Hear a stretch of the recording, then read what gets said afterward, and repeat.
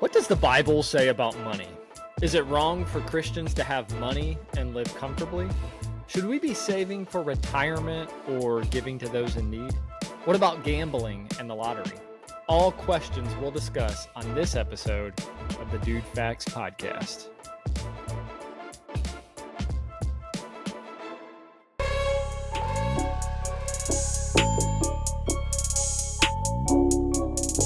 Welcome to the Dudefax podcast. We're so glad you're here. We're four guys that are united by a love for coffee, Jesus, and corny jokes. In the past, we all served in ministry together. In the present, we create podcasts to help you get through your week. And in the future, we aspire to be the granddad that teaches his grandkids to pull his finger. So if you love Java, Jesus, and dad jokes, you're going to fit right in. So sit back, relax, grab a cup of Joe, and enjoy this week's episode of the Dudefax podcast. Taste the biscuit.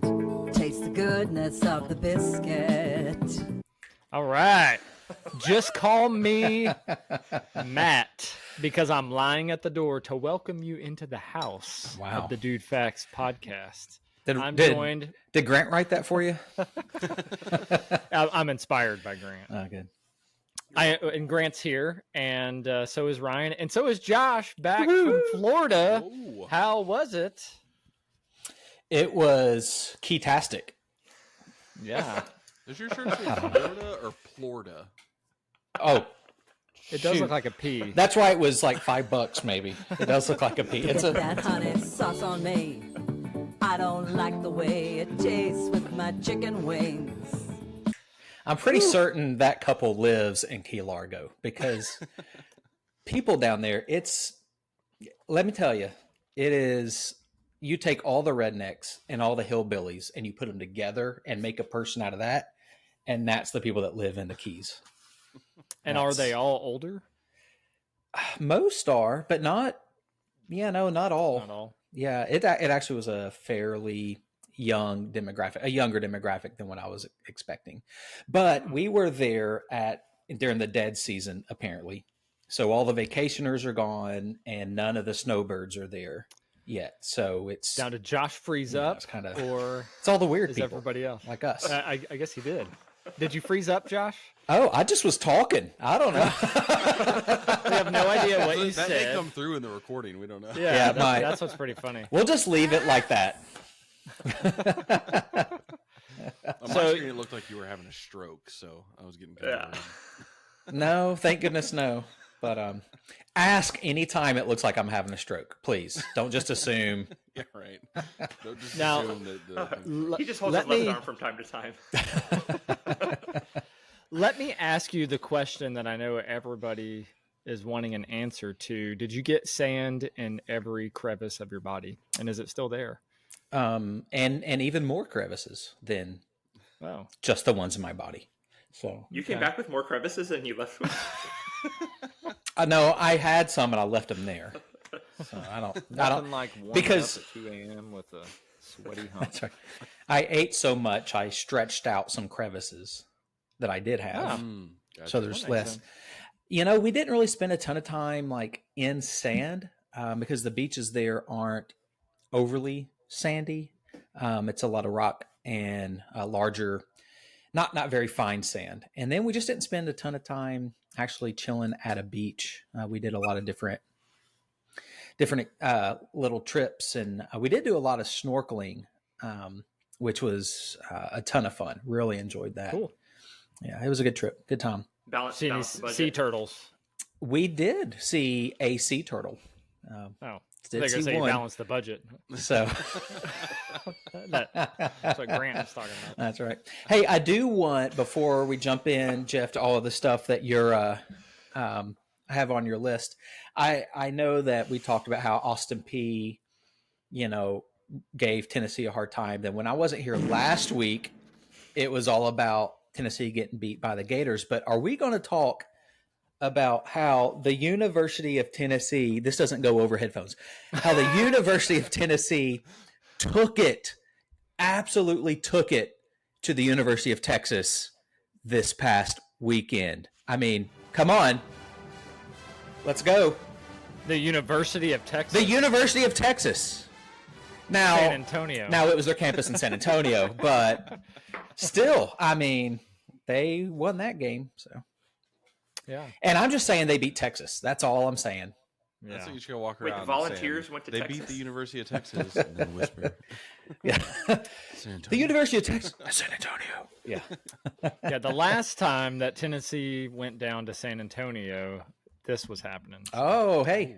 Oh, Well I done. remember that. Well done. Can At we that point in time, they were clink glasses here or something? I don't know where Yeah, you are. sure. So we're trying. Tennessee was helping out during that point in time, though. It wasn't, Mm-hmm. it wasn't a contest.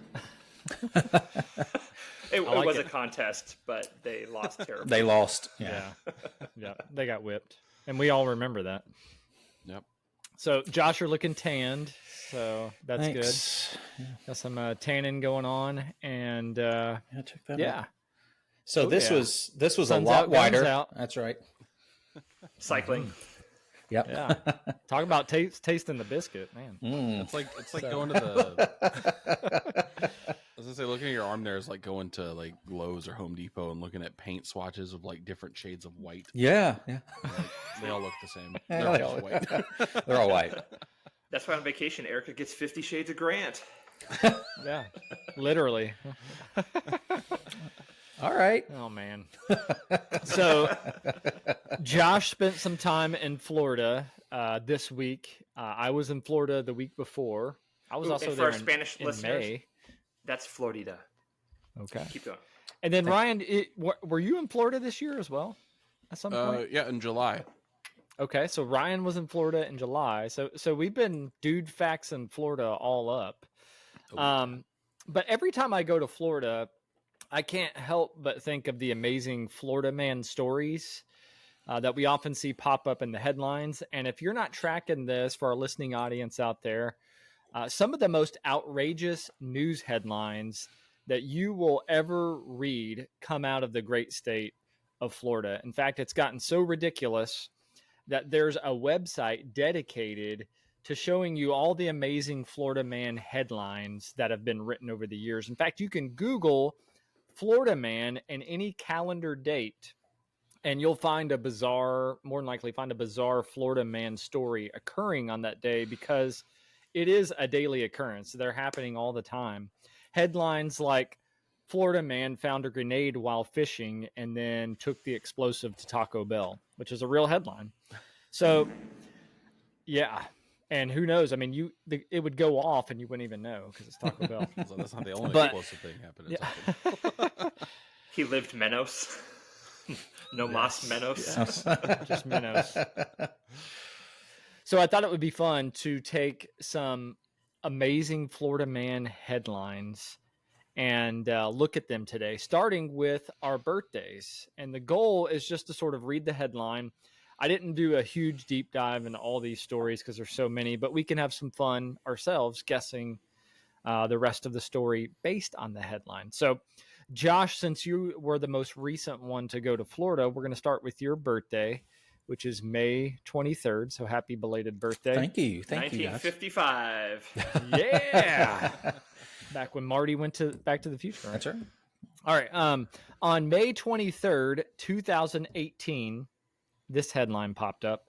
A Florida man was arrested after telling a playground full of kids where babies come from. Sweet. And I did deep dive into that story a little bit. That's- Apparently, this guy climbed some playground equipment and just started yelling it out to the children. Oh gosh. But was he at least like technically correct? Medically correct terminology and That I Did don't they know. poop him out? If you Google the picture, I don't know if this guy is spitting anything right.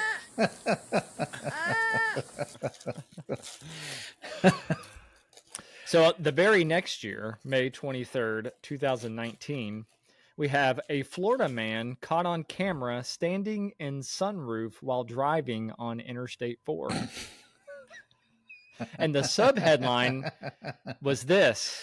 The man was quoted as saying, "I thought it would be a nice way to praise God for a minute," he told the state trooper.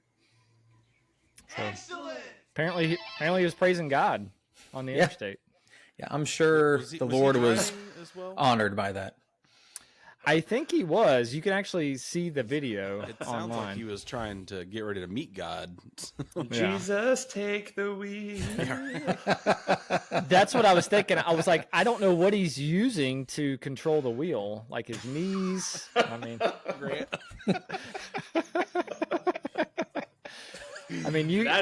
that's just impressive. I knew immediately where Grant that was is going with impressive. All right.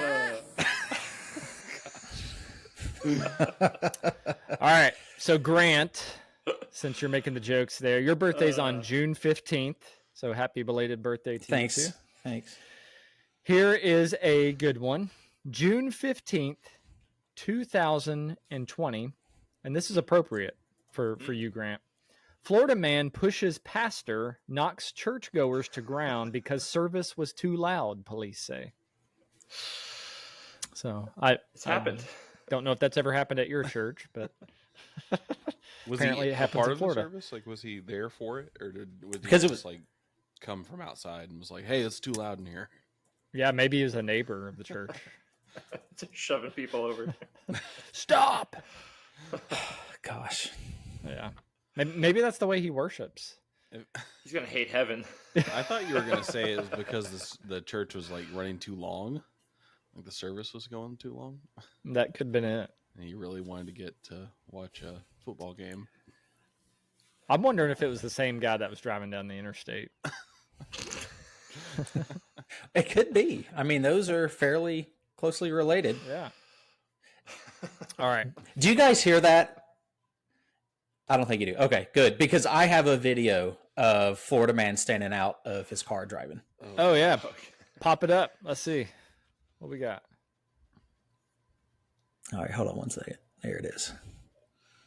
This is the great adventure. Oh. There. Florida man standing in his sunroof while driving his Cadillac down I-4. Look inside. There's nobody else in there. Okay, what's he driving with? Just hours ago. They tell News Honestly, 6 they don't busted see Leonard anything Olson. touching There the he steering is. wheel. Shortly after this dangerous drive played out Tuesday on I-4 in Polk County, Olson told investigators he was in cruise control and, quote, the car drives itself and has a gigantic computer in it. Traffic safety expert Trooper Steve said. A gigantic computer in it. Oh, that's why. He was driving with his gigantic computer. In the backseat. That's awesome. So this year, Grant, on your birthday, there was the headline, Florida man hurls knife over GameStop meltdown. And apparently this was an individual who was upset because his friend would not give him a ride to GameStop, so he threw 2 knives at him. Okay, so it didn't happen at the GameStop. No.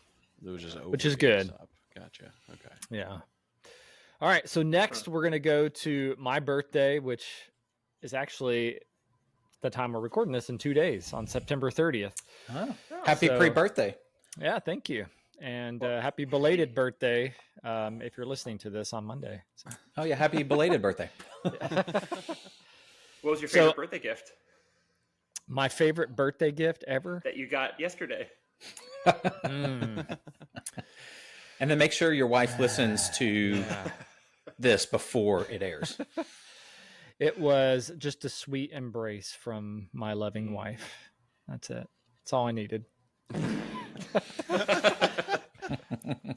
Okay, so on September 30th, 2008, a Florida man dives into the water to punch shark and save his dog. So, I mean, that seems reasonable, I think. Is he related to that Australian guy that punched a kangaroo to save his dog? Maybe. Those That was seem very impressive. similar incidents. I mean, people will do things to save their dogs. Well, then in 2020, a Florida man accused of throwing holy book at deputy. And apparently, the suspect claims that God told him to break into his neighbor's house. So, you know, when God tells you to do something, you I can't say mean, no. sometimes you just, You gotta just go with it.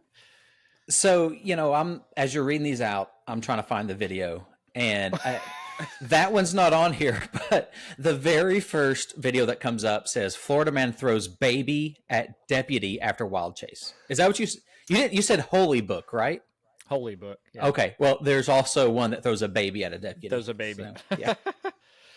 All right, and Ryan's birthday is, if you're listening to this on Monday, his birthday is tomorrow, October 3rd. So happy birthday to Wow. Ryan. Happy birthday, Yeah. Ryan. So we saved yours for last since it's tomorrow. October 3rd, 2019, Florida man accused of pouring beer into alligator's mouth. So, yeah. And Grant's got the alligators Is ready. the alligator thirsty? And then October 3rd, 2022, Florida man uses infant as human shield before being tased and arrested. Oh my god. Oh, that's going to be on here. I guarantee it. So I don't know if Here it that's is. related to the baby throwing incident. That's incredibly. Was the Florida baby man tased story. or was he tased? It wasn't clear in the headline. No. You ready? Oh, we have a video. We have a video. All right. Florida man action. And it's out of McDonald's. Perfect. Yeah. Ba-da-ba-ba-ba. I don't think that kid's loving it. No. That kid is not having a happy meal. So does he get tased while he's holding the baby? Yeah, that I don't know. Here, let's go ahead a little bit. Whose baby is it? Oh gosh! Oh, there's the baby. There's the baby. Crazy. Oh, man. Lord.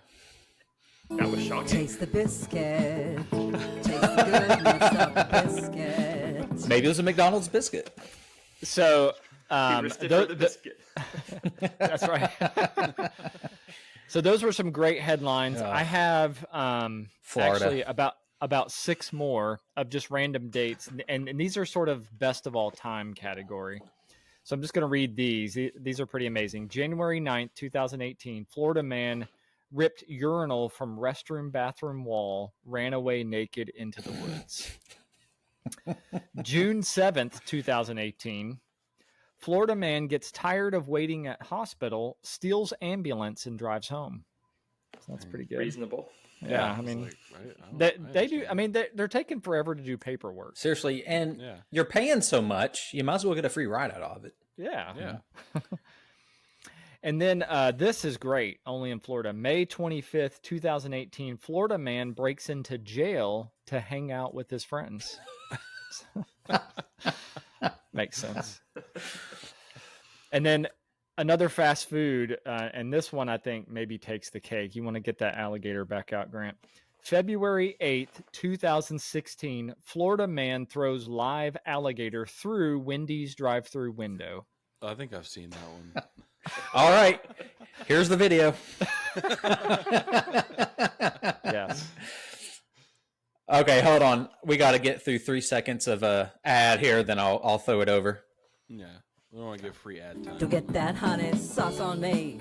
Yeah, I keep don't playing like it. the way it tastes with my chicken wings. That's right, here what we the go. alligator is singing as he's flying through the window.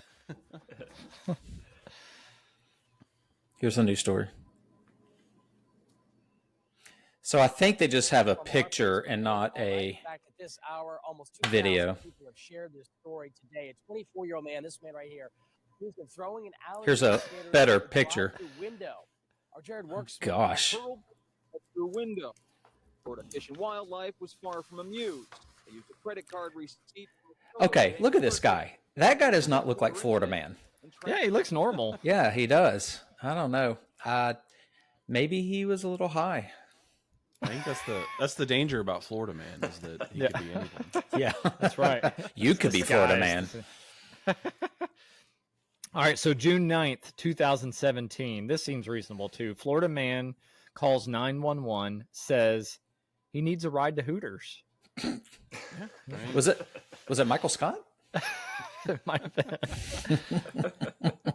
And he's listening then- to those like "Don't drink and drive" PSAs. He was like, "Hey, give me a ride, okay?" Yeah, I mean, I need my wings. Come on.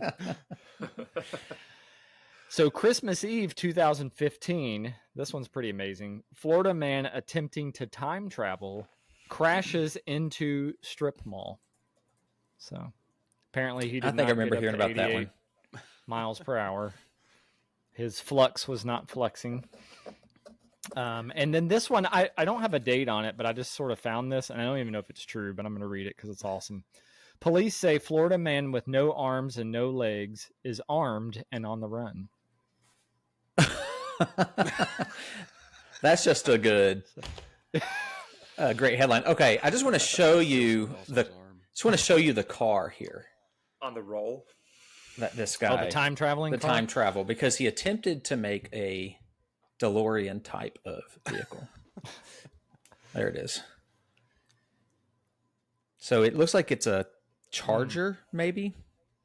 Yeah, it's a nice car. Challenger. Yeah.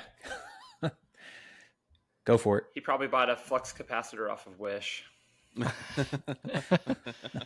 It's like on Napoleon Dynamite when he buys the time traveling crystals. Whatever he bought's probably better than what they use on Napoleon. Ripoff.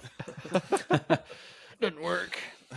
Well, That's I fine. think all of those joke of a headlines really provide the perfect segue for Grant to tell us his joke. So, Grant, you got a dad joke for us this week? Indeed. So a pastor and a taxi driver both die. They go to heaven. And they're greeted by St. Peter, who welcomes everyone into heaven and jokes. And first, St. Peter welcomes in the taxi driver. And he gives him the nicest purple robe you've ever seen, the softest yellow leather sandals, a gold crown, a gold scepter with jewels, and the finest of what heaven has to offer for the taxi driver. And next, he welcomes in the pastor. And the pastor gets a burlap sack, some wooden clogs, a stick, and like a dandelion crown or something. And the pastor says, whoa, St. Peter, I don't know if you get this or not, but he was a taxi driver, I'm a pastor. And St. Peter said, yeah, but when he drove, they prayed, and when you preached, they slept.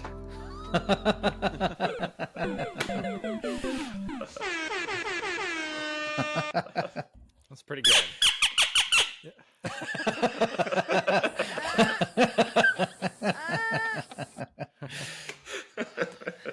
They're calling to each other. In case you at home are wondering what that is Grant's hoochie mama that he referred to last week. His controversial elk call. Is that what an elk sounds like? Hoochie mama. That's what a hot and bothered lady elk sounds like. Ooh. Oh, really? It is very similar to. It is. Maybe I should kidnap a sloth from the Portland Zoo and bring it to the woods with me. Hop on my back, bud.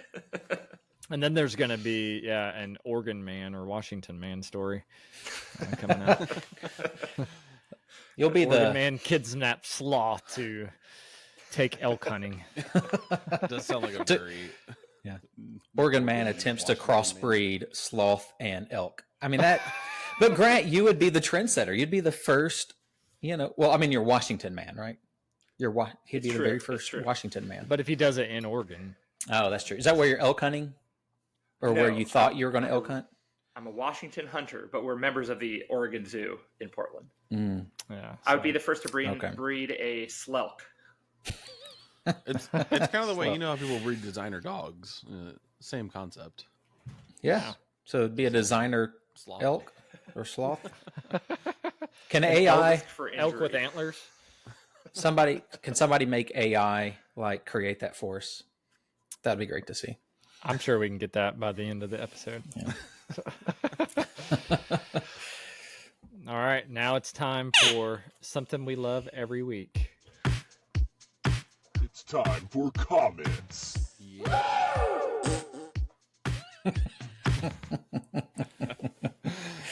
Oh, I love that. all right. So let's see where we're going to get started here. let's see. I'll save. So Tyler, as many people may know and remember, as our one-time guest, on the Bag of podcast wolves. and often commenter. He went on a commenting spree this week on our social media and YouTube. Yeah. Thank you, Tyler. Which we appreciate. Yes. So I'll start off with. So we talked a little bit about Taylor Swift and the whole Taylor Swift Travis Kelce debacle going on at the moment. It seems to be just like getting more and more just in the culture, people talking It's about. kind of like a sloth and an elk coming together, right? It kind of is, yeah. Who Who's is the who? sloth and who's the But so Tyler commented on our YouTube video from last week's episode, saying Taylor Swift was spotted at the Chiefs game sitting with Kelsey's mom. I saw a TikTok where this woman was saying her friend texted her saying Taylor Swift paid for everyone's meal at this restaurant, and the people at the restaurant wanted everyone to leave because Taylor and Travis were going there and they wanted the restaurant to themselves. Which honestly to me sounds like that just means you hold some sway. When you got that type of power, you can just get a restaurant to kick people out because you want to go eat there. America. How expensive are restaurants in Kansas City? That was like $50 probably. That's true. Oh, were they playing a home game? Yeah. Yeah, Oh, they yeah. spanked my Bears. Man, the Bears are terrible. Sorry, man. It's Unbearable. just tough. It's I kind of want to embarrassing. isolate that clip, Grant. They spanked my Bears. Do it. All right, let's see. So, Thanks, Tyler. yeah, thank you, Tyler. So on our, we also talked a lot about the Roman Empire last week, which Josh you missed out on, but I know we got. I was thinking about it though. Yeah. Apparently, You were thinking. You're all about caught it, up. yeah, whether you wanted to or not, right? yeah. It's just what you do. It's like, stop. So Ethan said, fun fact, the USA bears most of its foundation off of the Roman Empire. The only thing we don't necessarily do is have a dictatorship. Which I did enjoy the Dudefax podcast account replying to that, coming soon. That's right. That was one of my favorite 3 words of all time, by the way. You just said it, Ryan. What? Oh, dictatorship. Well, technically, dictator. Dictator is one of my favorite 3 words of all time. I don't know. A dictatorship sounds kind of cool. So we also had a random pop in on that TikTok video. Corbin on TikTok said they really just let anyone have a podcast, huh? So, Not you, sucker. Better than yours. Yeah, I think he's jealous because he wants that. So who is it? Who is this? Shots fired. Their name is Corbin on TikTok. Well, Corbin, if you've been listening to the podcast, you would know we've already had this conversation, and we completely agree with you. So that's it's not really a burn. No. And Corbin you're only hates us saying 'cause what we're he saying anus. ourselves. Yeah, We can't believe they let us do this either. we know who we are. And we're comfortable with it. We are. And then, so also from Tyler on last week's episode. So going back to what we talked a lot about entertainment and media and like things that you weren't maybe not allowed to watch as a kid, that you were restricted from, things like that. So Tyler gave some of his experience with that. He said, so growing up, I could never watch Harry Potter because it portrays witchcraft. And I had to stop watching Dragon Ball Z because a character had 3 eyes. Oh. However, other than that, I could watch almost anything else with really no restrictions. Pokemon, Yu-Gi-Oh!, Lord of the Rings, R-rated movies. The most awkward thing I watched with my parents was when I was in high school and we watched a movie called College. And it had so much nudity in it. My mom was like, if I knew what was in this movie, we definitely wouldn't have watched it.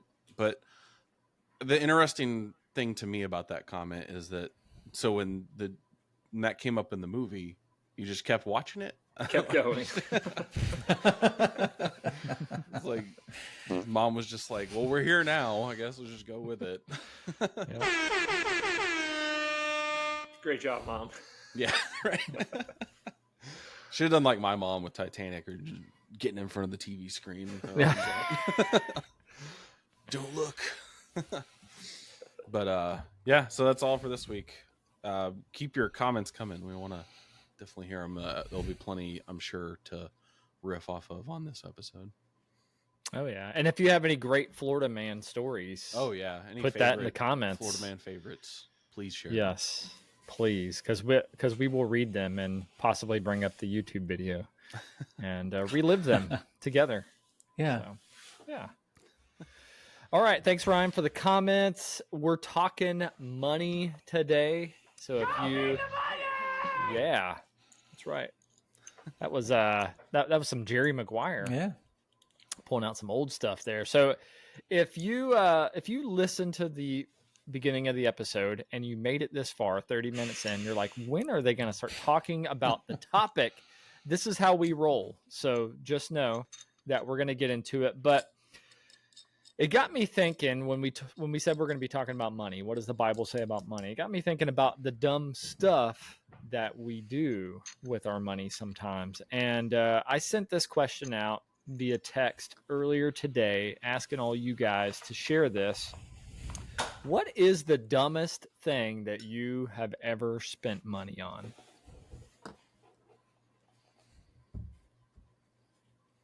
This podcast.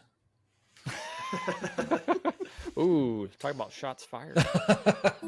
Taste the biscuit. Point proved. Like looking around and trying to think, like, what is the dumbest thing I was putting? So if we're talking about depending on how we mean dumb, the dumbest thing that I've ever spent money on most likely is definitely my cat, because he is an idiot. I spent way too much money on him. So it could definitely be it. So you've definitely spent money on something that is dumb. Yeah. Okay. Yeah. He cost me $500. Granted, that was because I got fined by my landlord for having a cat without doing the pet deposit. So I had to pay the pet deposit plus the fee, which was double. So that was dumb who's too. the Kind of dummy my there, fault. you or Yeah. he learned a little bit from me how to be dumb. So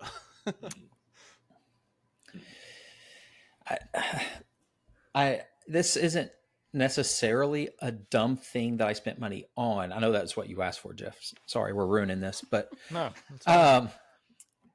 the dumbest thing I've done that has caused me to spend money is on my Subaru. Yes, I drive a Subaru. Oh, yeah. And I am a biological male who is married to a biological female. Boy, Yet, are you a man? Yet I drive a Subaru, and I had just gotten it. I was going to change the oil, which I've done on other cars, no issue. But Subarus are unique in the fact that the drain plug for the oil pan is kind of hidden up underneath a cover under the car, but prominent right under the engine is this plug that is actually for the transmission fluid. And so if you drain the transmission fluid and then, seal it back up and pour oil into the engine without checking to see how much is in there because you thought you just drained it, and then you drive, it destroys the transmission. So I had to spend about $5,000 on a transmission just to save $12 on an oil change. Yep. Hey, got you covered. Dang, if I had thought about it, we probably could have sued Subaru. Oh, well. not making it more clear. Yeah. I think you got any? I think I Googled how to do it too. So I'm jumping in on that Google lawsuit. You Googled how to change your oil on a Subaru. On your Subaru. Okay. Yeah. And then did you write you Google a G for your transmission? Touche. I'm a great Googleizer. You shouldn't drive off a bridge. Yeah, that's true. Actually, I didn't Google anything, but if I could work it into a lawsuit, I'll see what I can do. Yeah. Okay, so I read that question, and the only thing came to mind, because I've enjoyed spending all my stupid money, but would it count if I feel like I left money on the table? Would that scenario count? Sure. Okay, so Dogecoin. Like, I bought quite a bit of it at like 1 or 2 cents, but I was thinking, come on, this is a joke. It's not going to go anywhere. So I set a stop limit at 4 cents. And I mean, I more than doubled what I put in, but I was a fool. I could have bought my mountain bike a year before I ended up buying it. It's terrible. So that was, I mean, that's not the same, but I felt very dumb. Oh well. Check what it's at right now. So while Grant's checking that, I'll share. I've spent money stupidly many times. I think about all the times I went to Opryland. That was in Nashville, and I paid money to shoot a basketball on a rim that was like too small, and just where was this, Jeff? Just gave away money. Opryland. No, what's the full name? Opryland. Yeah, isn't there another word before that in the full name? No, I don't know. Not for the theme park. There's not. The hotel, yes, but not the. Oh, okay. I was like, Grand Ole Opryland? I mean, Josh, he's a fan of the Gators. And what's the first syllable of Gator? Gay? We need to get a senior chain clip in here. Oh, yeah. Sound bite. Well, the dumbest thing, I think, is actually something recent. When I was in Afghanistan the last time, it was around this time of year because we were entering October and we were thinking about Halloween. And I thought, I'm just disappointed that I'm not going to be able to be home, be with my kids, and dress up in something stupid and do all that fun Halloween stuff.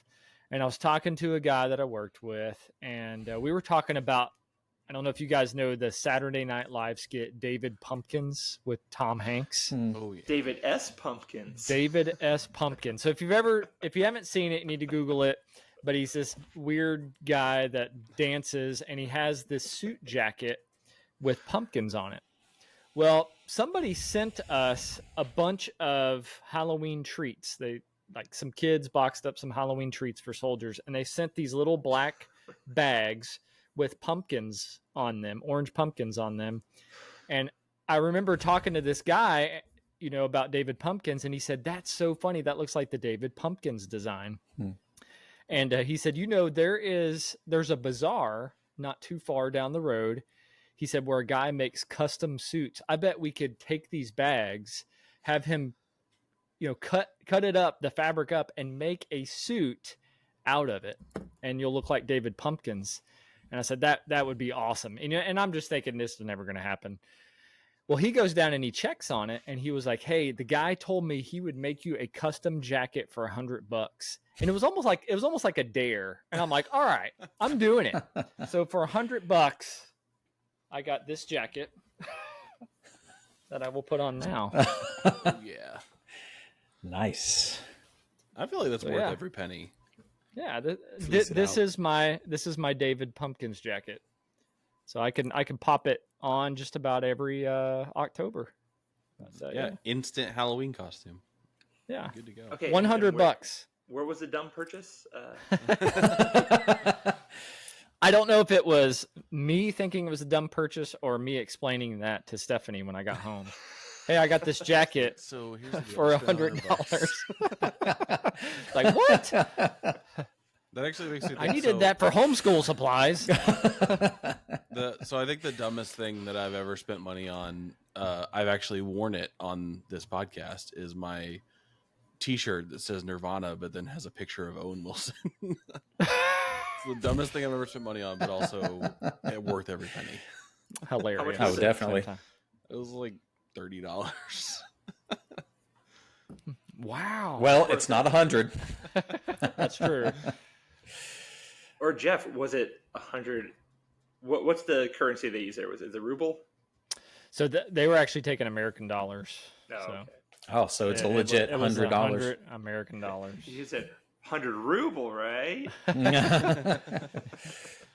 Actually, they took debit, so it was a straight debit transaction. I think it was $100. I have to go back and look. So yeah, we tend to sometimes do things with our money that we go back and we either regret or we think that's awesome, but other people that love us in our lives regret our decisions. But we're going to be talking about Christians and money and what does the Bible say about it? Is it wrong for Christians to live comfortably? Should we be saving? Should Christians gamble or play the lottery? We're going to talk about all that stuff. That will be in part 2. We're so thankful that you joined us for part 1 and our discussion on all things Florida Man and talking more about Grant and his elk excursions. Oh, yeah. And you got to hear the Hoochie Mama. So this has been money. So that's what I'm saying. It has been stick money. around. Stick around for part 2 because you're going to want to cash in on this discussion. Show me the money! Money, money, money, money. Boom.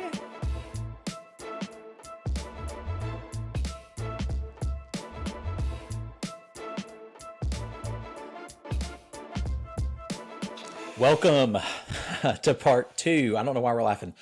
Of the Dudefax podcast. It's good to have you with us for this part of our discussion tonight. If you listened to the first part, thanks so much for hanging with us through that. If you're just jumping in, that's great. We're glad that you're here as well. If you need a good laugh, go check out that first part because this will be all serious. Nothing funny. We're talking about money. What does the Bible say about it? Is it wrong for Christians to be rich, to be wealthy, to live comfortably? Where's that line? Is there a line for how much money a believer should have? What about saving up for retirement or being giving to those in need? And what about gambling, sports betting, the lottery, bunco? All you ladies out there, or you lady that's out there. So we're going to look at all these things. That's right. Hi, Josh's mom. I don't think my mom plays bunco, but she does listen to this podcast. So hi, Mom. Yeah. So we're going to talk about money, what the Bible has to say. How do we respond to it on this part of the podcast? So before we jump into it, I just wanted to share some stats I came across in kind of preparing to talk tonight. I enjoy doing this, kind of see what is really happening in the world around us when we talk about certain things. So talking about money, the richest person in the world right now, who you think? Elon. Yeah, old Muskie. He is worth $249.8 billion. So not quite 250. He's slacking. But Mr. Elon is the richest person in the world. I didn't know who was number 2. I didn't recognize the name. I didn't feel like looking him up. But number 3 is Jeff Bezos, and he is behind Elon by $100 billion. And I was surprised by this. There are roughly 500 billionaires on the planet, which blew my mind. I had no idea there'd be that many. I would think maybe 50, but 500 billionaires on the planet. And, you think of all those people, Elon, worth $250 billion.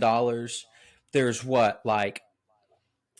how many billion people on earth? Like 7 billion. Like he could give everybody like $1 billion and still have 235 billion left. Don't do the math. It's wrong. But I just saw a video on TikTok recently where this girl is saying, yeah, they could give all this money and thinking that the math would work really. Somebody pulled out a calculator while you were saying that. And they were like if you give 7 billion people each $1 billion, that's a lot more than $250 billion. So go look up that video so you'll know what I'm talking about. So none of us are billionaires, right? I mean, Grant, you're a pastor and, you guys get paid well, especially for a church planner. So none of us are billionaires. Any millionaires? No. Okay.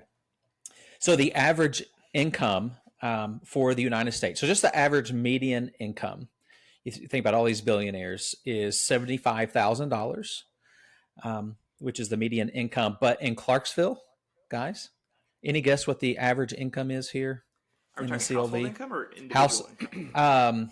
I think this is household income. When you say 75,000 is national average, I'll confirm that. Is Clarksville like 40? Yeah, I was thinking Clarksville's like 50, 40, like maybe a little bit less. I'd than guess 60. The average. I'd guess 65. And you're saying for the household? Yeah. Yeah, it is 31,000 for the median household income in Clarksville.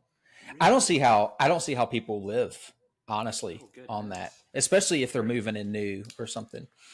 You're gonna make me look up Vancouver now. Goodness. Now that was 3 years. That was the latest census data. That was in 2020. But we've had a lot of inflation since then. But still, even then, it's pretty crazy. Sure. Well, you cross the river into New Providence, and it's a whole different world. It's a different And world. There's a lot of people out there. Yeah. Yeah, I guess. Yeah. Vancouver was 67 that year. Yeah. Yeah. Well, and I was thinking, okay, maybe it's all like the lower ranking military, but if they're living on post, they would belong to Hopkinsville, right? For a Kentucky census, not Clarksville census or Oak Grove. Yeah. So that wouldn't be counted either. All right. So one question, one more thing on stats. So which demographic, which ethnicity, that's what I'm saying, which ethnicity in the U.S.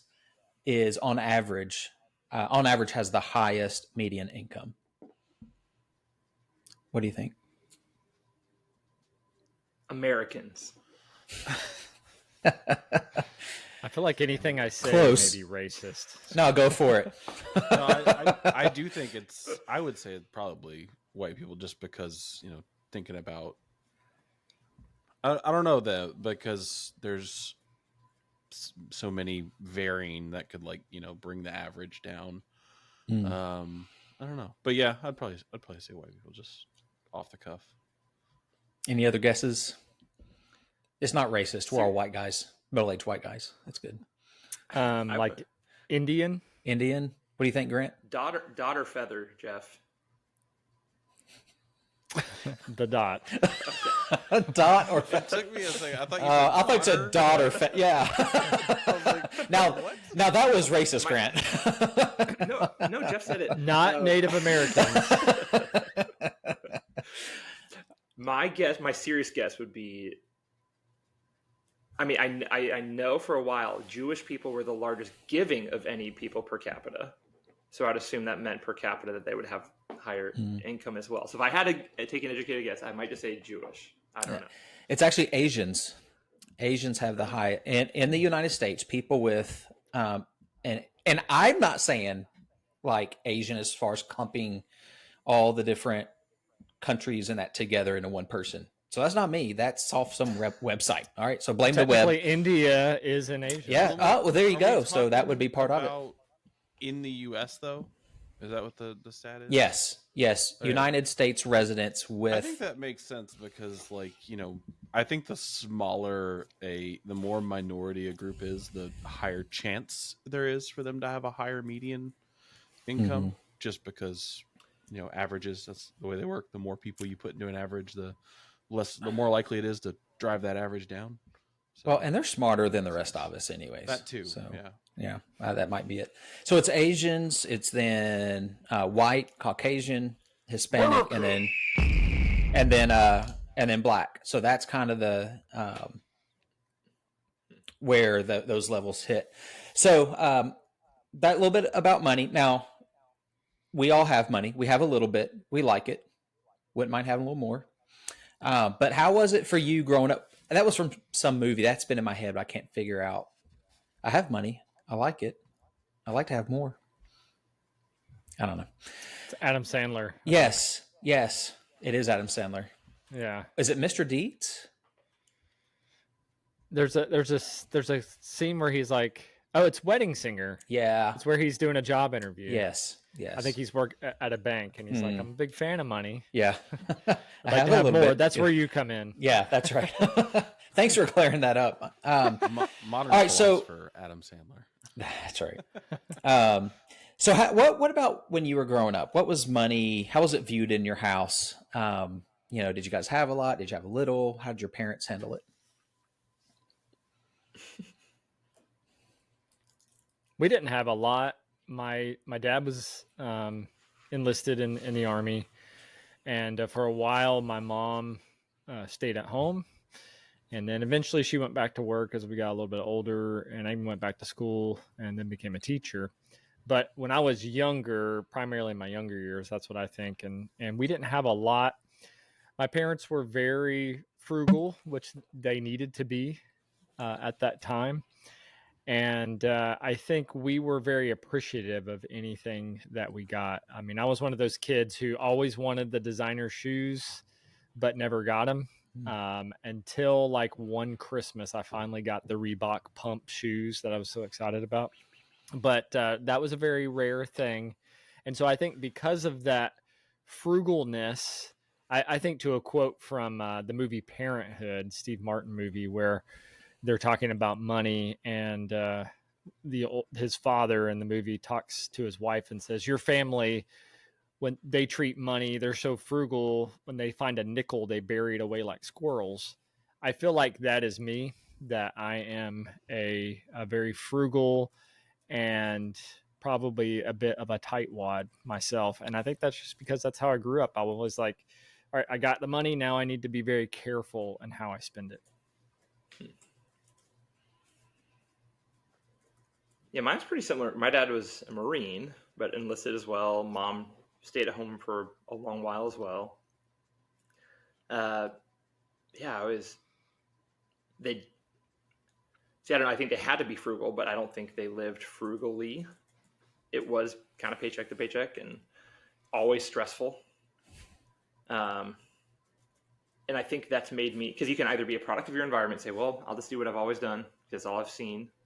Or you say, well, what do I need to do to get out of where I am and find better practices for myself? So I've always been really goal oriented with money. And I mean, I remember even at that age when 3rd Marine Battalion would deploy, I'd go mow yards, and I'd put like a picture of what I wanted on a jar and go mow yards and put that money in that after tithe. My parents always made sure I tithe, though. I thought it was interesting. But yeah, I've definitely motivated to break certain patterns from my childhood. You were motivated? Motivated. God grows it, Grant mows it. Did you have that painted on the side of your lawnmower? I had it tattooed on my chest. Got it removed. Took 5 yards to pay for that one. I think money in my house growing up was very, I think everything was always real tight. My parents, like working class. My dad works as a tool maker. My mom worked various jobs from, bus driving to working as a aide in schools with teachers and stuff. So, both my parents worked all the time. There were definitely times where money was tight, and we just as a whole didn't have much as a family, but my parents always did a good job, I feel, of making their anytime there was money issues, I felt like my parents did a good job of not putting that on me and my brother. They did a good job of making, if we wanted something, they'd be like, the compromise, be like, oh, we can't get you this super expensive thing, but what about this smaller thing that's cheaper? So they were very good about not putting guilt on us for, us as a family not having as much money as our friends or, anything like that. And I think it created an attitude in me, at least, of that I don't, I'm very thankful of what I have, and I try not to compare what I have to what other people have, and I think it helps keep, even as I've gotten older, my attitude towards money is, I spend my money on what I want if I can afford it, I make sure and weigh those options and not just, blow things unnecessarily. So it's gave me a healthy attitude towards finances, I feel like, as I've gotten older. Yeah, we when I grew up, we never really talked about money. I know that it's kind of similar to what Jeff said, though. My parents necessarily wouldn't buy us like name brand things.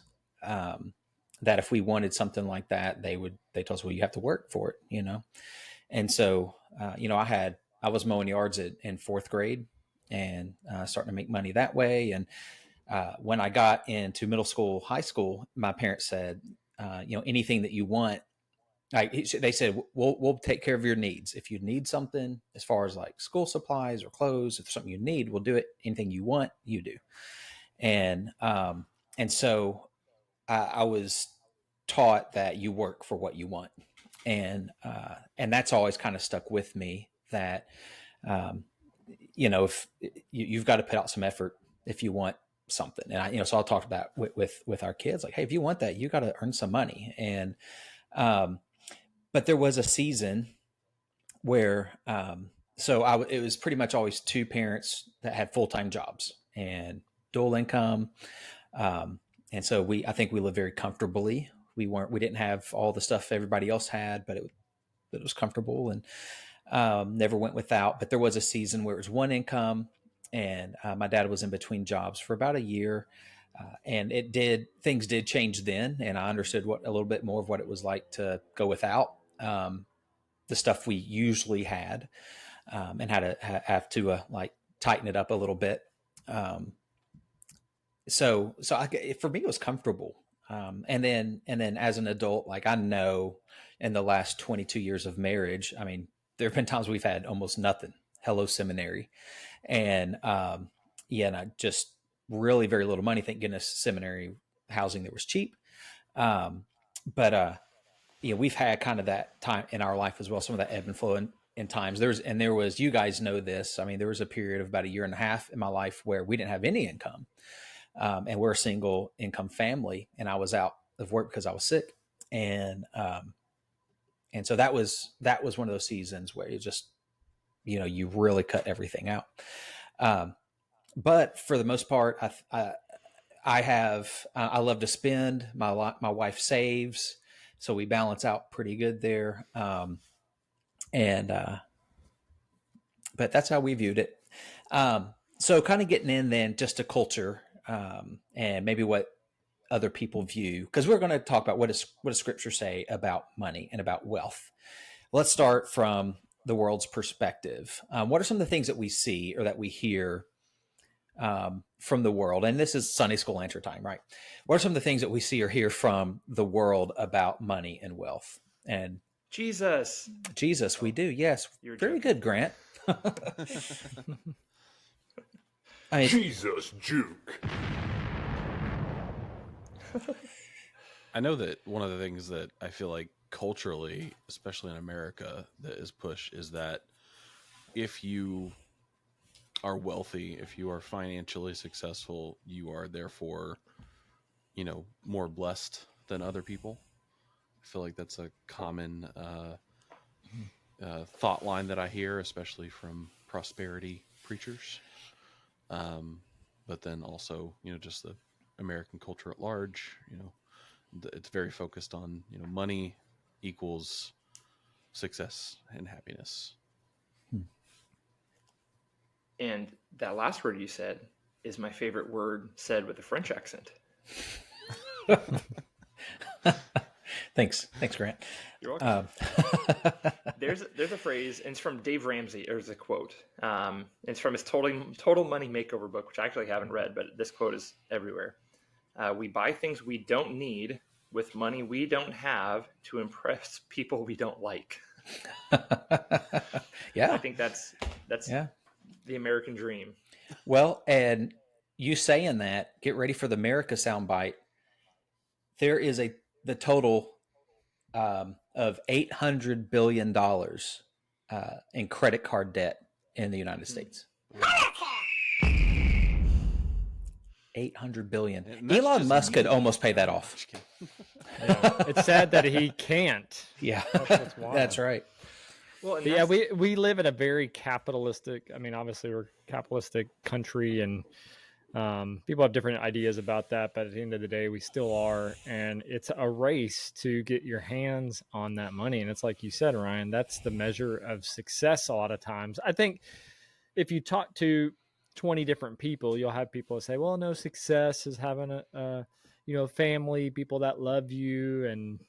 Just being happy in what you do. And we say all those things, but I honestly believe at the end of the day that the majority of people, even if they don't verbalize it, their pursuit is, I've got to have more money. I've got to have more things. I've got to have what they have. It is a very, it is a culture very much based on measurement. And I think it has been for a very long time. And doesn't seem to slow down much at all.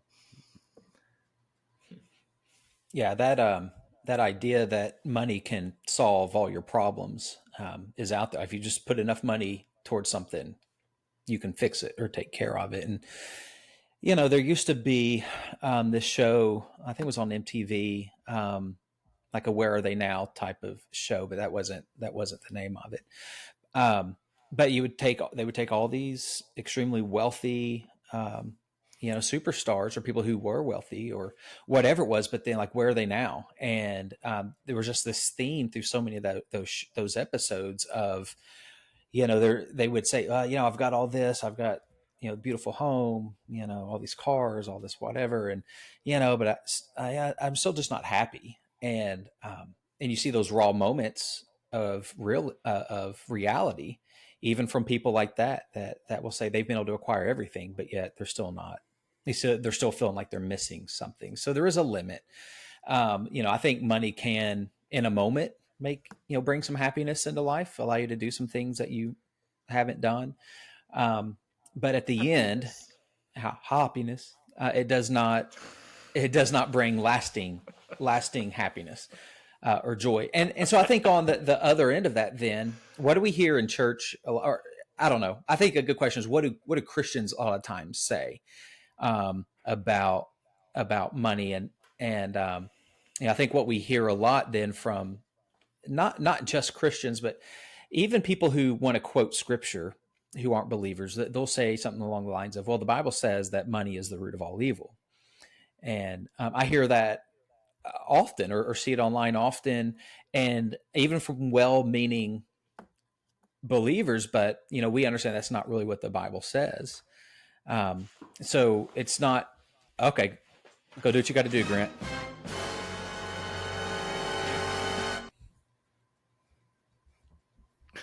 If we just wait and then cut this, then is this going to be good?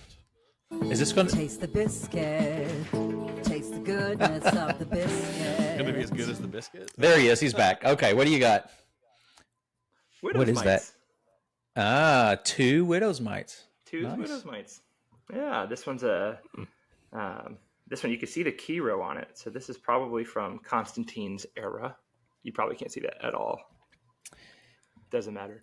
It looks like a mini one- Reese's peanut butter cup. Yeah, it looks like a bean. It does. And I forget what symbol this one is. Ooh, you probably can't see that either. It doesn't amount to a hill of beans. Nope.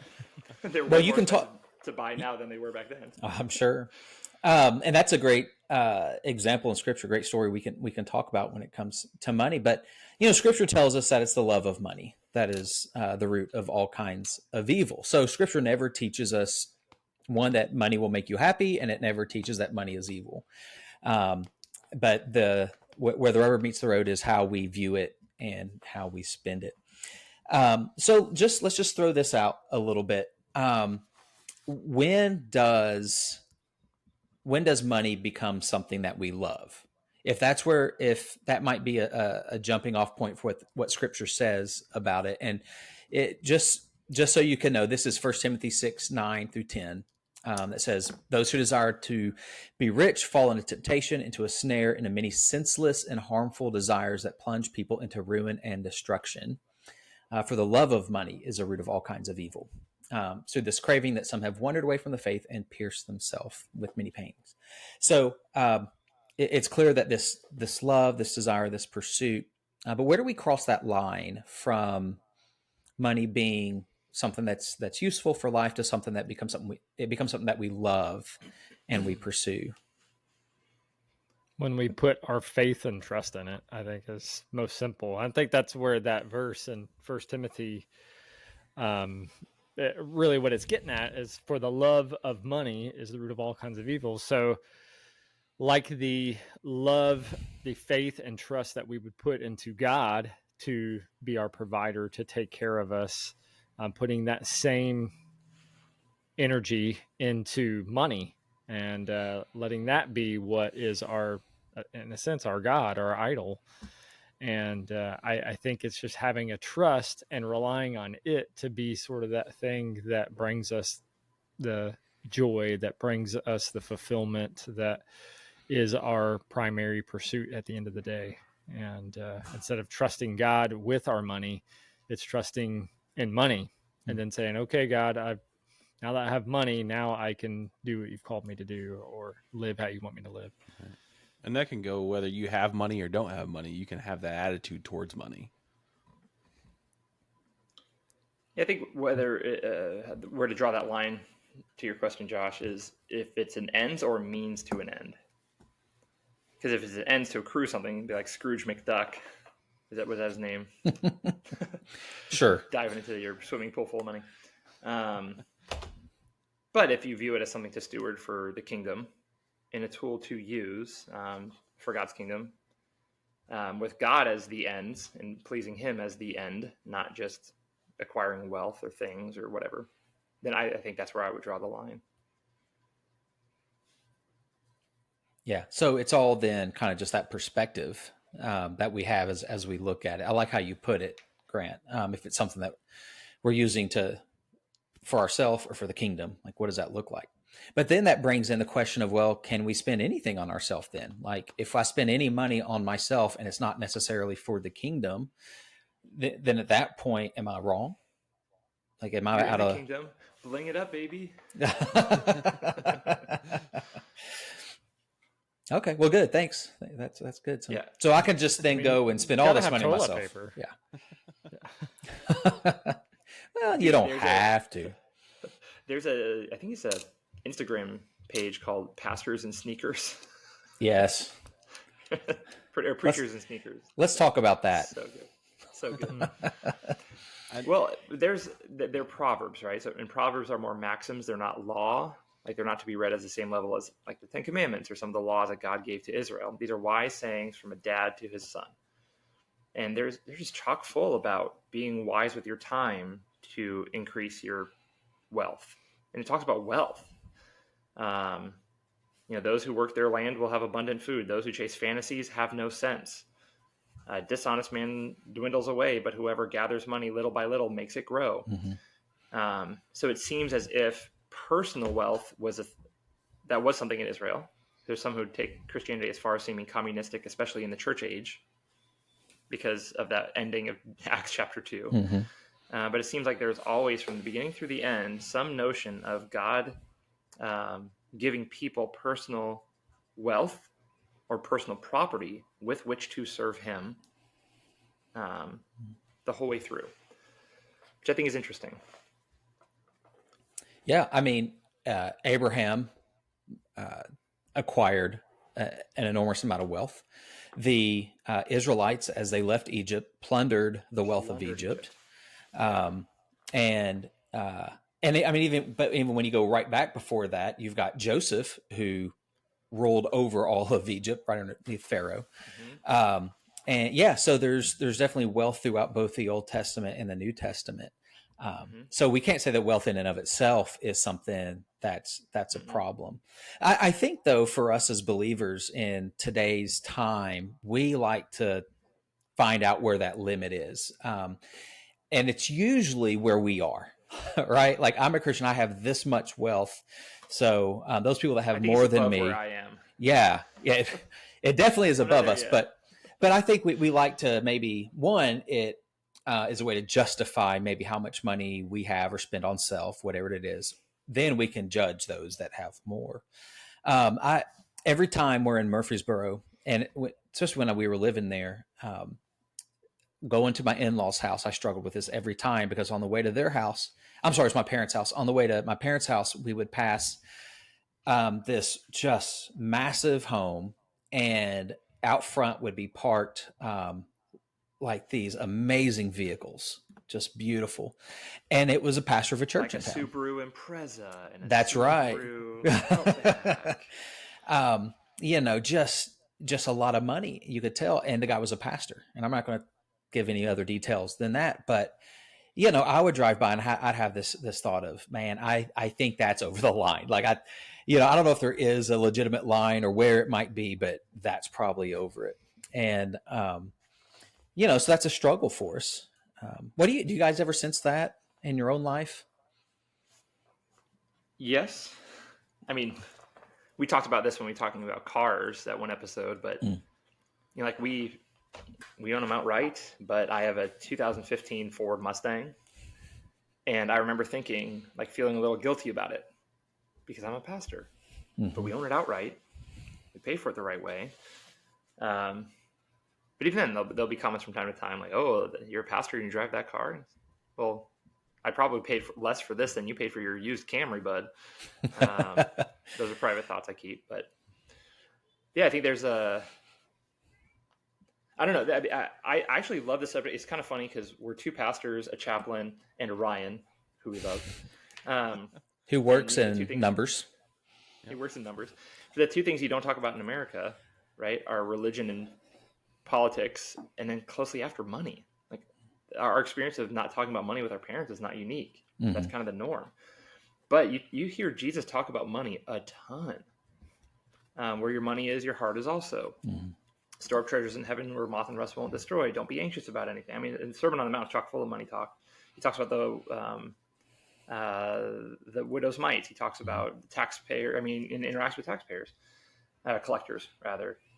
But it's really funny because I found, like, by not shying away from it with my congregation and just talking about money in general and being wise with the time and the talents and the treasure that God has given to us to entrust, to take care of. Like, it's amazing the type of discipleship conversations I get to have with young men starting their careers about how much of a blessing they can be in their families and in the church and in their communities by saving well and by investing well right now and by giving to the church faithfully throughout their lifetime. I mean, so many positive things can happen when we steward our money well and not just say, well, I shouldn't even think about it, or it's in my account, let's just spend it, or not. And I'm just, I don't know. I think that's a really interesting topic that a lot of pastors can shy away from. Mm-hmm. I think there's so much gold there to be had in discipleship. Gold. Nice.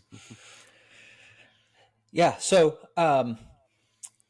what then? So we've got some flexibility. It looks like there's not necessarily a standard. It is good. We need to have a plan for what we give into the kingdom, probably what we give to other people. And I think if someone was coming looking for, well, tell me how I need a budget or whatever, like that's not what we're going to talk about, but have money for kingdom work, for serving others, for saving, and then take care of your family and have fun. Like that's fine.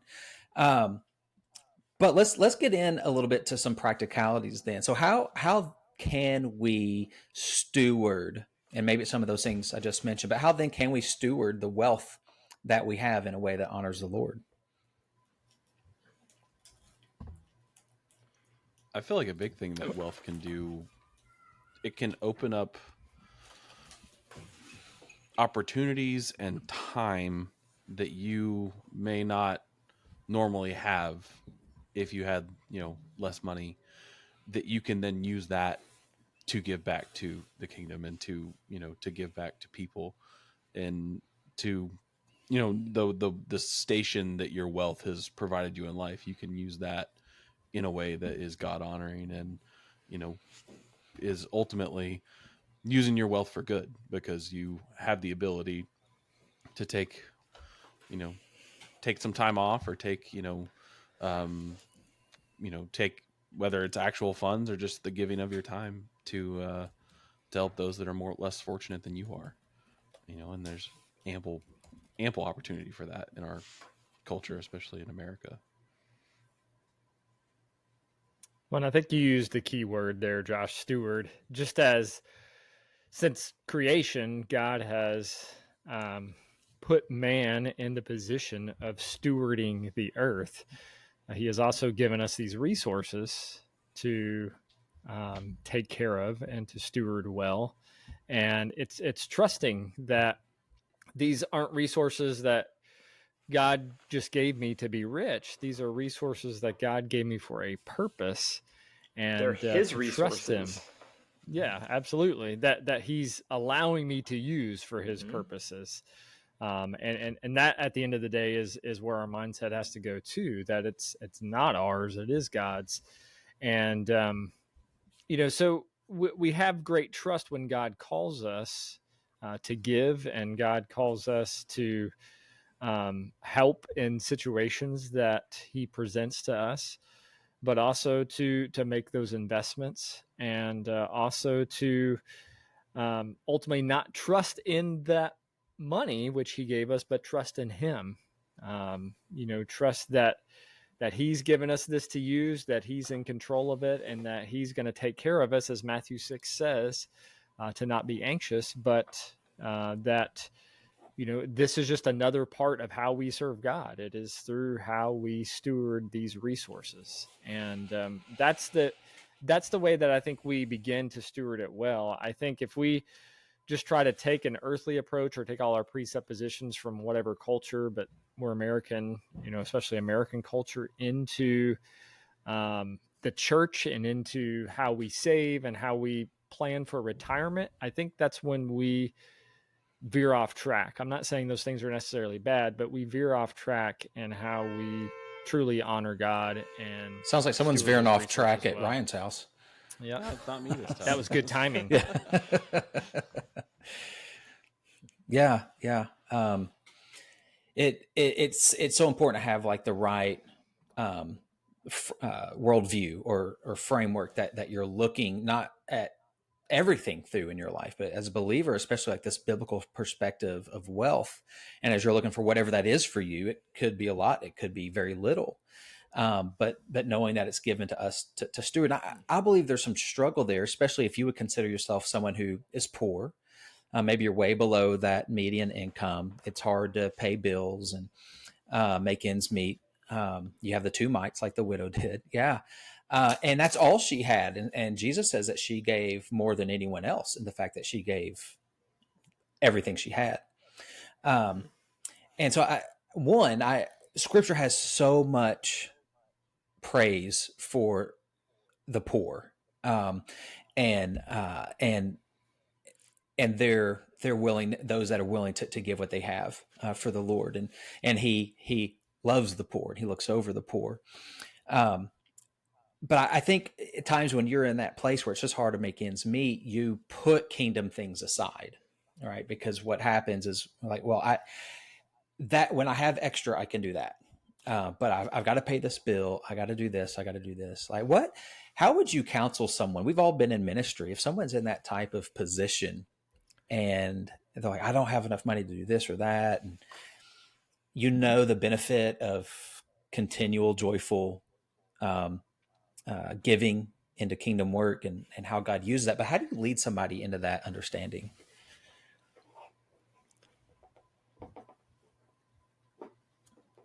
Yeah, I mean, worship has always been sacrifice. And this is so much more than just money. I think this goes so deep. I think it's interesting when Jesus mentions the other coin that I could not afford, is way out of my price tag, the Caesarean denarius. He says, whose image is on that coin? And he says, well, Caesar's. And he says, famously, give to Caesar what is Caesar's. And we love that part. We use that as a proof text to pay our taxes every year. Who cares, right? But then Jesus also says, give to God what is God's. And he's talking about bearing image. So what bears God's image? We do. Mm-hmm. So everything we have is the Lord's, our time, our talent, and our treasure. Now, if we're not relinquishing any aspect of those three things to him, recognizing that just because it's in my account doesn't mean it's mine, and just because it's in my wallet does not mean it's mine, And if I'm not worshiping him with whatever amount he puts on my heart to give, then I'm not being obedient. I'm not sacrificing, and I'm not worshiping sacrificially my maker.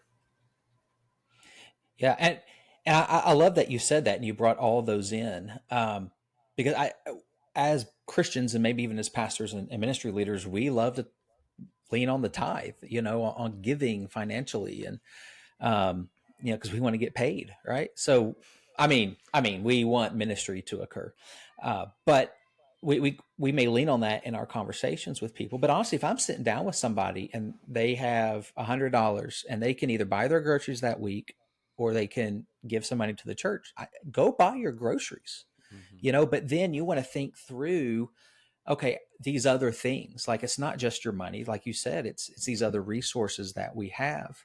But I do believe there's, biblical incentive, to make the kingdom first and giving and setting that type of rhythm into your life. And God how doesn't need our money. He doesn't. No, it's not that exactly. But he wants our heart. Mm-hmm.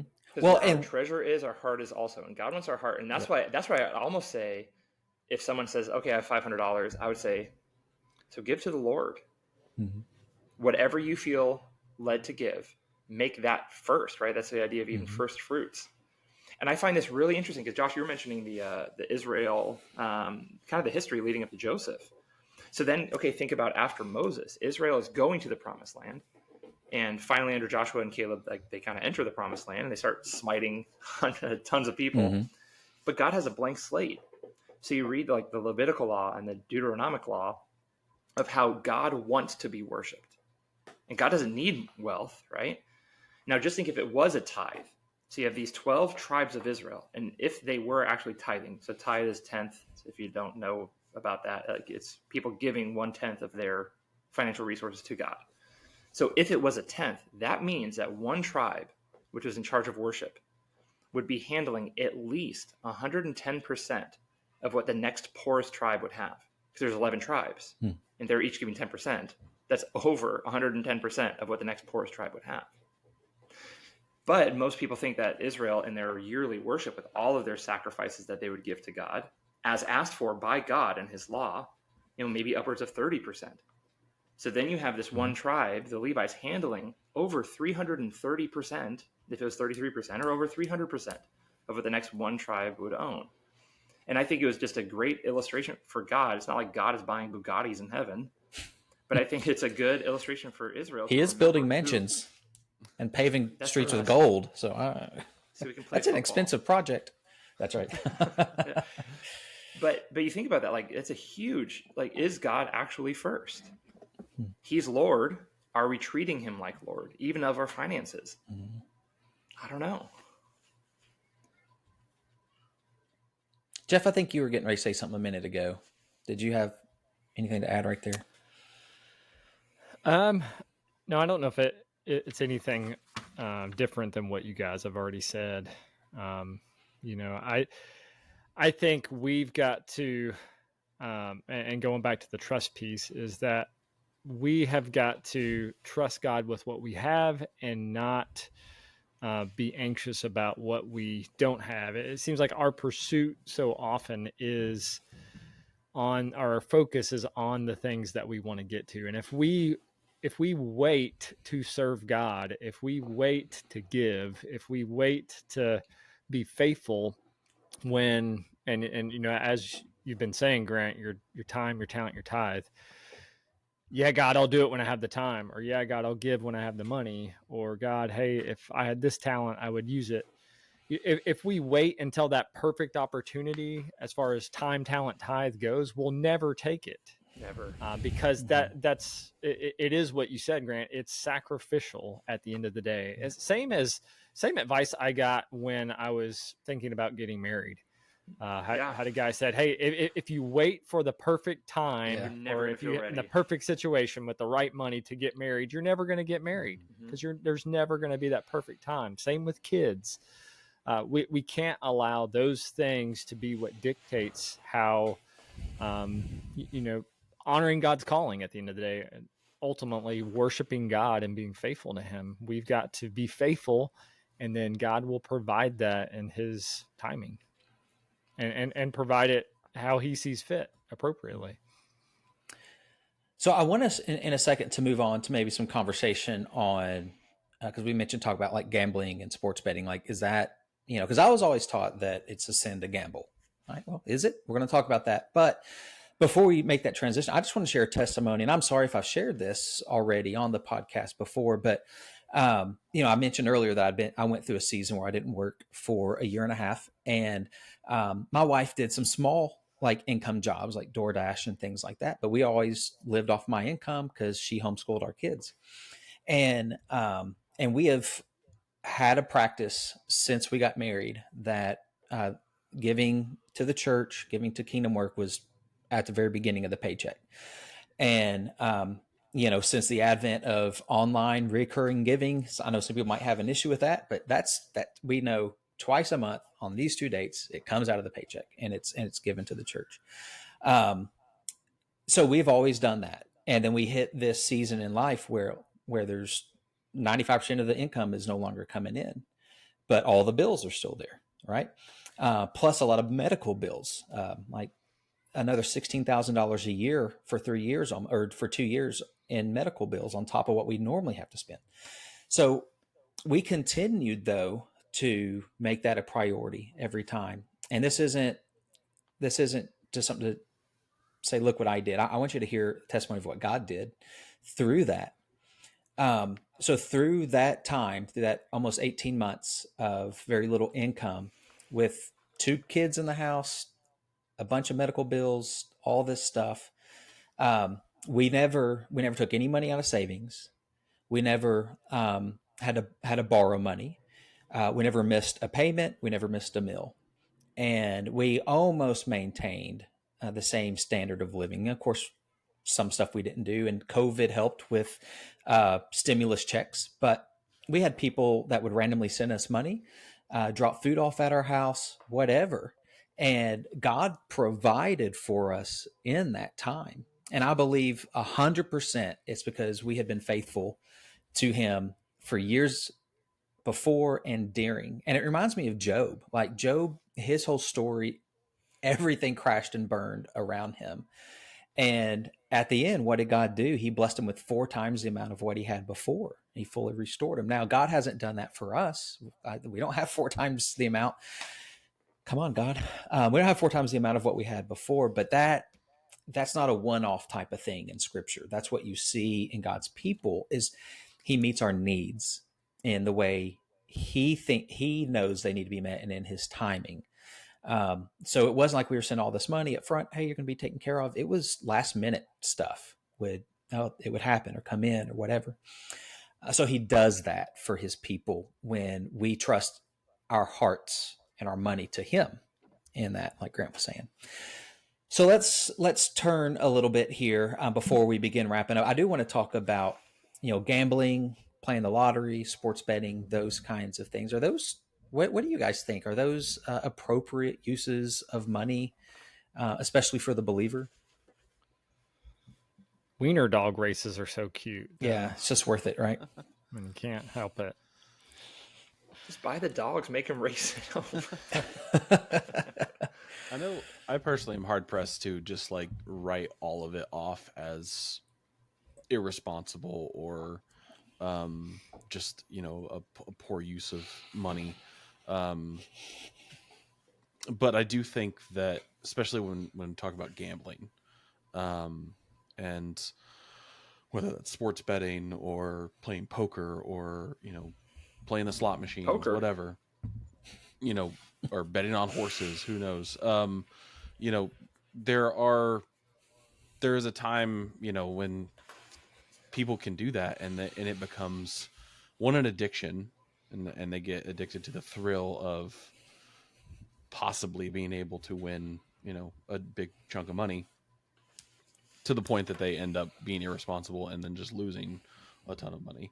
And then also, kind of the same way I would be with just entertainment and stuff that we buy in general, is it at the time necessarily the best use of your money. You know, are you cutting back on, you know, being able to eat for the week to be able to bet on a football game? You know, like what is kind of your individual situation? I think there's a lot that goes into gambling, because it can be, you know, like I go with, you know, just from my own personal experience, I have friends that will invite me over and we'll play poker for the evening for $20 buy-in or whatever like that, you know, and we're all pitching in money essentially and then gambling on it, but it's kind of inconsequential in the long run because it's $20 and we're just really enjoying the time we're spending together and hanging out and stuff like that. So there's varying degrees to which gambling can be destructive to your life and relationships, and can also just be occasional or real, you know, light thing that you're just doing for fun. So, you know, there's a lot that goes into it, I feel. So the odds to win the lottery is astronomical. And depending on where you research this, it'll give you different numbers. But is this the Powerball? Yeah. The Powerball, it's 1 in 292.2 million. Wow. Which is insane. And the things that you have a better chance of happening to you than winning the lottery is, one, being crushed by a meteorite, being struck by lightning. Does that happen that often? Are people crushed by meteorites? The lottery. Wow. So getting struck by lightning, dying in a plane crash, becoming U.S. president, being killed by a shark, scoring a hole-in-one, going to the ER with a pogo stick related injury. See, I don't buy that president one. People win the lottery every month, right? And we get a new president every 4 years. So I think that one's debunked. All I'm taking from this is, so you're saying there's a chance. That's all I was How much is that total amount? But here's the thing with the lottery. It's, you know, the thing you hear often is, oh, well, it's $2. You know, I'm giving $2 to, you know, for this astronomical chance to win all this money.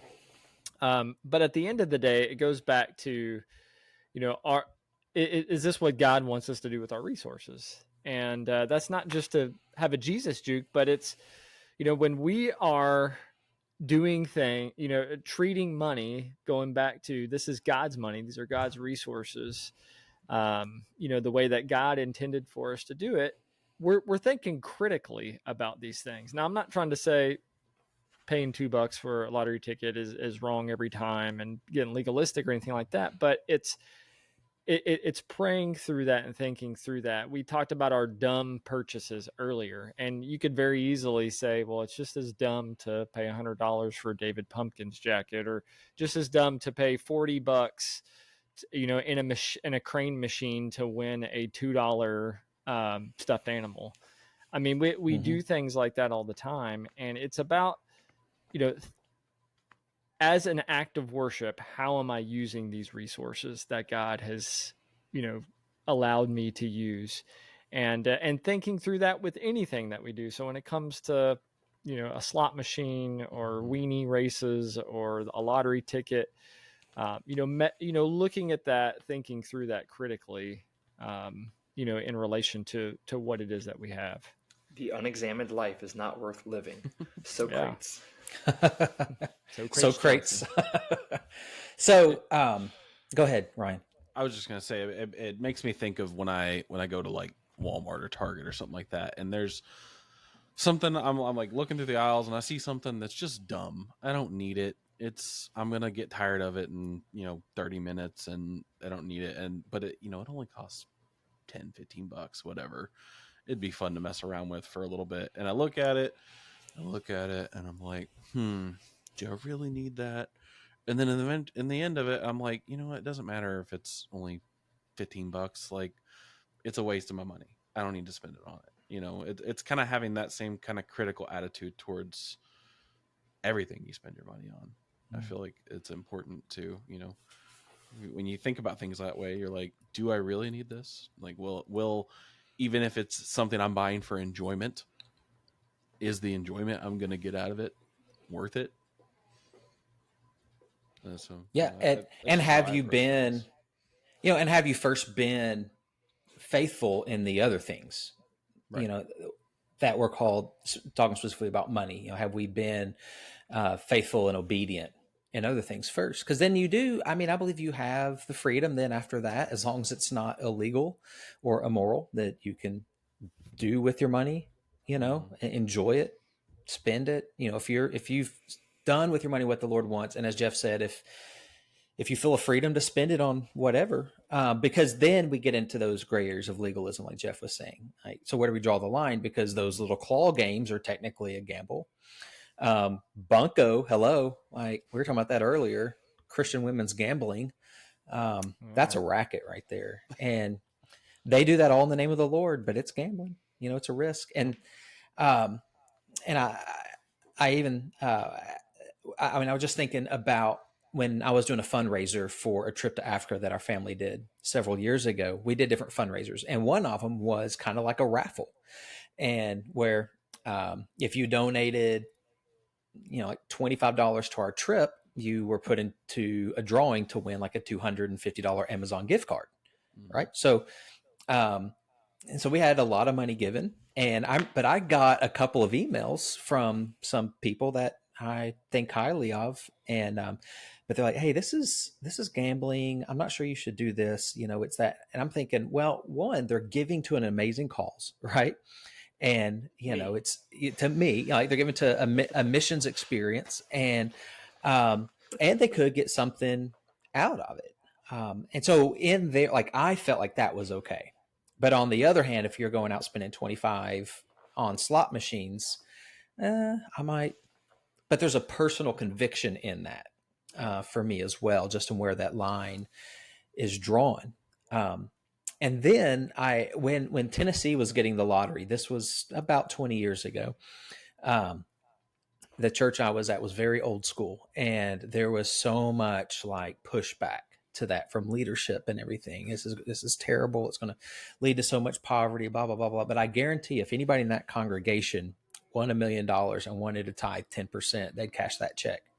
We would take it and we would say, hey, it's the Lord's money, even if it was gotten through the lottery. So when we get into those things, I think that's the balance. Is it smart? Is it wise? Is it going to honor the Lord? And we have to be careful of things that can lead to further destructive issues. Gambling of any type is highly addictive. I saw something a minute ago. 20 million Americans are addicted to gambling. 500,000 teenagers are addicted to gambling, and gamblers in the U.S. lost $250 billion last year to gambling. The exact amount of Elon's net worth. Coincidence? Where's the conspiracy music? That's right. Yeah. Oh, here we go. Gas station sushi. That's definitely a conspiracy. It is. So there's so much more we can talk about on this, but we do need to wrap up. So when it comes to Christians and wealth and money, what God gives you, be thankful for, be generous with it, trust Him first before all else, pray through how you spend it, and be wise with it. But there should be a priority, according to Scripture, that we put His kingdom and His work first, and us trusting Him with our resources, time, talent, and the tithe. So any thoughts you have on that? Any questions? Man, we'd love to hear those. Any testimony of how God's worked in your life financially? We'd love to hear that stuff as well. As we get ready to wrap up, though, we did want to ask one final question. And we'd love to hear a response from listeners on this. Let's say you had all the wealth in the world, like unlimited financial resource, but you could only purchase one thing, just one thing and then that resource was taken away from you, that money, what would you buy? What would that be for you guys? Have y'all thought about that? The whole world, easy. Yeah, that's going to cost a lot of money, though. So then I have all the money in the world.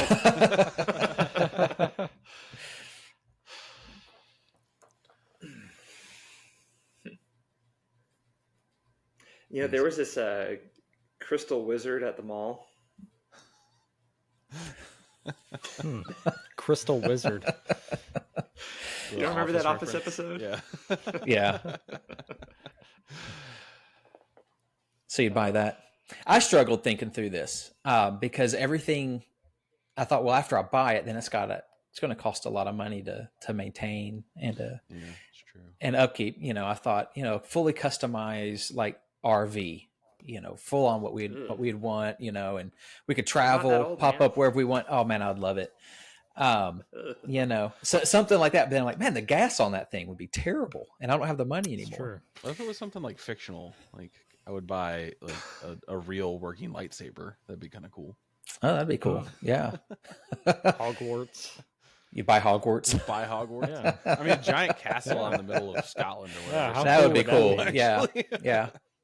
I'd buy Jeff Bezos, I think. Just him. Just him. But then it comes with his $250 billion. That's right? True. So, hey, would you move to Washington then? Sure, why not? I'd probably just have a house in like all 50 states. Yeah, but isn't that multiple things, or can you buy multiple? Well, with Jeff Bezos' money that I acquired when I purchased him, I could buy a house. Oh, okay, gotcha. Yeah, there's always workarounds. Because you bought him. Yeah. Hey, here's Jeff. I think I would just buy land and build Opryland back, because I'm sad that Opryland's gone, and just I think it just seems, just Opryland. Would you invest the money needed so that chaos would actually work correctly? Yes, okay. I would. It would not be chaos. Nice. That was the most disappointing ride ever. It was cool for like the first year, and then all the stuff stopped working. Just so I could ride the Wabash Cannonball one more time. That's right. I would just like to buy the Screaming Delta Demon. I'd like to buy the giant, step piano that they use in the movie Big with Tom Hanks. Ooh, that'd be fun. Ooh, yeah, that'd be cool to have. That'd be a lot of fun. How much that cost, but probably not nearly enough. It's for sale in New York, actually. Oh, really? Because we went to that toy store and we lived there. Oh, FAO and and my kids danced on the piano. You could buy it for like $200. Oh, really? It's not that much. Hey, I'm easily satisfied. Yep. Okay. Next episode, Ryan's gonna have that piano in his room. Getting online right now. That's right. All right. Well, everybody, thanks for joining us. It was a good conversation, and we look forward to jumping back in next week. I'm not sure yet what we're going to talk about. We usually figure it out the day of, and then just see what happens. Yeah. So. All right. Like, comment, share, comment, like, subscribe, share, like, comment. All those options. Taste the biscuit. Taste the goodness of the biscuit. Speaking of which, I think the Whataburger opened over by 11. I need to go taste the biscuit. Oh, what? Yeah. A burger? Chicken need to biscuit. get I'm telling you, get that honey sauce all over me. across the street from that Whataburger, across the street from that Whataburger is a Freddy's, and I think if you bought a burger at each one and put it together, you'd still only have half a burger. That's some thin meat. That's a thin patty. Yeah. But By the way, Whataburger that one's Freddy's, it's like 28 degrees in there every single time we walk in. I don't know what it is. It's all the ice cream. Yeah. We're All doing right. another Costco in our county, and right across the street, I think they're supposedly they're putting it in and out, and I'm so thrilled. Oh, we didn't discuss. We'll talk about it next time. But how the Buc-ee's is now not coming to Clarksville. Yeah. Yeah. All right. No beaver nuggets. Yeah, sad news. Well, on that sad note. All right, we're out. See you guys next time. You're still recording. Yes, this is still it. That's right. This is all gold. This is what the people come for. Oh, yeah. Yeah. If you're still there. Anybody still there? You're welcome, David, Tyler, and Josh's mom. And Ethan. And Ethan. My mom and dad watch these episodes sometimes. And Billy and Willie. All right, are we done now? Get that honey sauce on me. I don't like the way it tastes with my chicken wings. I'm just glad you're not in a bathtub, Grant. All right, we're out. Maybe. This is like the ending of this episode is like the last Lord of the Rings. We've talked about that as well. So many places we can end it. I wanna. But unlike Lord of the Rings, this keeps getting better, and that just gets more annoying. I smell Heaven's Bakery cooking up something good for you, sister. Nipples on nuts. All right, we're out. Money well spent.